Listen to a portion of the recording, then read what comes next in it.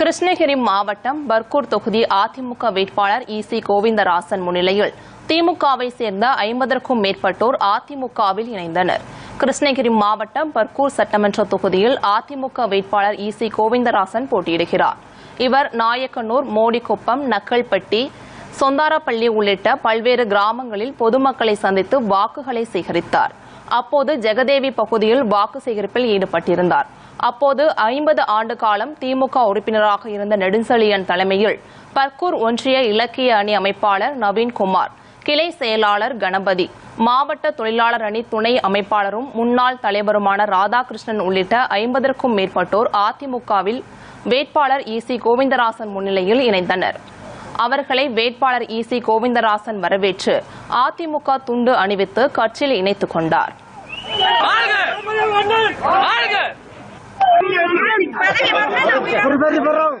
நீண்ட 40 ஆண்டு காலம் கட்சியில் இருந்து விலகி இன்னைக்கு அதிமுகவில் இணைந்திருக்கிறார் அண்ணன் நெடுஞ்செழியன் அவர்கள்.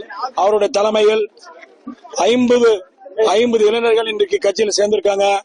இந்த ஜெகதேவி ஊராட்சியில், ஜெகதேவி கிராமத்தில் ஒட்டுமொத்தமாக இன்னைக்கு அனைத்து இந்திய அதிமுகவின் கோட்டையாக மாறும் என்பதற்கு இது எடுத்துக்காட்டாக இருக்கிறது. இந்த மாதிரி எல்லா கிராமத்திலுமே போற இடத்துலமெல்லாம் 50 பேர், 100 பேர், 10 பேர், 20 பேர் சேர்ந்துட்டே இருக்காங்க டெய்லி. இது ஆட்சி மாற்றத்துக்கு உண்டான அறிகுறி என்று கூறுகிறேன். மக்கள் விரோத ஆட்சி எழுக்கணும்ன்றதுனால அவங்கள செஞ்சிருக்காங்க. இது அம்மா ஜெயலலிதா அம்மாவுக்கும் எடப்பாடி அம்மாவுக்கும் எம்ஜிஆருக்கும் செய்ய நன்றி என்று 50 ஆண்டு காலமா திமுகவில் இருந்தேன். திமுக பல்வேறு பொறுப்புகளில் இருந்தேன். திமுகவை கடுமையாக உழைத்தோம். கடந்த இந்த தொகுதி பருவ தொகுதி அண்ணா திமுக கோட்டையாக இருந்தது. இந்த தொகுதி மீண்டும் நாங்கள் கடுமையாக உழைத்து திமுக கோட்டையாக மாற்றினோம். திமுக கோட்டையிலிருந்து திமுகவில் இருந்து நாங்கள் ஏறக்குறைய 100 பேர் விலகி